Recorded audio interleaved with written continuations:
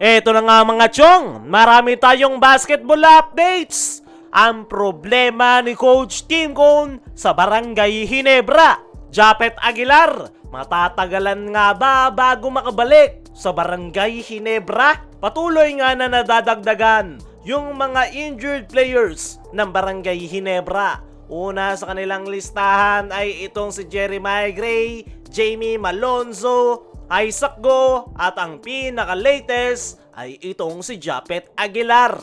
Ang tinuturong dahilan kung bakit na-injured si Japet ay yung kanilang sunod-sunod na laro sa kanilang first week ngayong conference. Kaya naman, maraming Barangay Ginebra fans ang nagtatanong, ano nga ba yung lagay ni Japet Aguilar at kailan ito makakabalik para sa Barangay Ginebra? Ayon sa huling interview kay Coach Tim Cone ay at this point ay day by day or week by week ang lagay ni Japet. Hindi pa nga raw sila sigurado kung ano yung tunay na lagay ng nasabing big man. Ang sigurado nga lang daw ay mayroong groin pull injury si Japet at possible na grade 2 or grade 3 sprain, at umaasa ang Barangay Ginebra coaching staff, lalong-lalo na si Coach Tim, na walang punit sa muscle ng nasabing big man. Sa ngayon ay limitado at tahimik ang Barangay Ginebra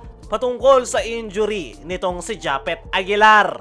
Pero ayon nga sa ating mga trusted source, ay possible nga na medyo matagalan bago ang pagbabalik nitong si Japet Aguilar. Nakapaglalakad naman daw si Japet pero hindi nga nito kayang tumakbo dahil sa kanyang injury. Kaya naman, possible raw na umabot ng ilang linggo o buwan bago makabalik si Japet para sa kanyang kupunan. At isang malaking problema yan para sa Barangay Ginebra dahil si Japet nga lang ang nag-iisang legitimate big man ng Barangay Ginebra para sa center position. At naramdaman nga nila yung pagkawala ni Japet sa kanilang huling laro kontra Converge 5 Rexers, kung saan butas na butas yung kanilang depensa sa loob ng painted area dahil hindi nga nila mapigilan ang napakalaking import na si Jake Diallo. Kaya naman,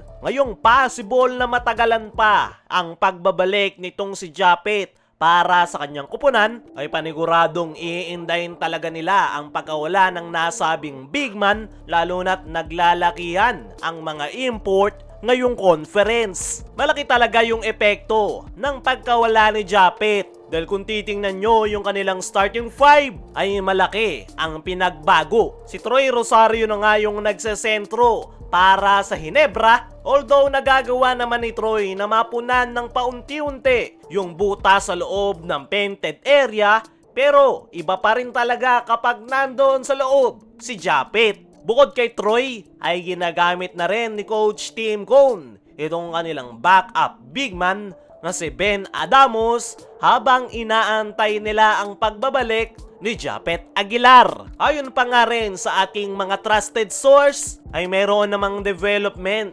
patungkol sa injury ni Japet. Mas bumuti na nga raw yung lagay nito kumpara nung first day ng kanyang injury, at isang magandang sign nga yan para sa Barangay Ginebra dahil possible na mapabilis at umabot lang ng ilang linggo ang kanyang magiging recovery period. Pero alam naman natin si Coach Tim, hindi nga nito minamadali yung kanyang mga players, lalo na't kapag alam niya na galing sa injury ay talagang hindi niya ginagamit kahit pa mapabilis ang pag-recover ng kanyang player. Pero sana nga lang mga chong ay maging okay na yung lagay nitong si Japet dahil kailangan na kailangan nga siya ng Barangay Ginebra. Dumako naman tayo dito sa kabilang balita, ang problema ni Coach Tim Cone sa Barangay Ginebra. As of now nga mga chong ay merong 3 wins at 2 losses record ang Barangay Ginebra ngayong conference. Pero possible nga na mas pumangit pa yung kanilang team standings dahil sa problemang kinakaharap ngayon ni Coach Tim sa kanyang kupunan. Unang-una nga sa pinaka-problema ngayon ni Coach Tim ay yung kanilang mga injured players. Napakalaki nga ng epekto ng dumaraming injuries ng Barangay Ginebra.